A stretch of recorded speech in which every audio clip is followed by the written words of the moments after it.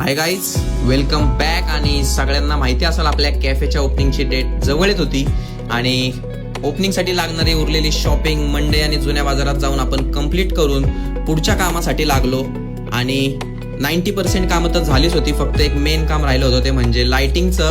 आणि मामासोबत गेलो, लाइटिंगचं सगळं सामान घेतलं. मामाने आम्हाला सगळ्यांना गाईड केलं आणि आम्ही सगळ्यांनी मिळून हे फायनल लाइटिंगचं काम कंप्लीट करून घेतलं.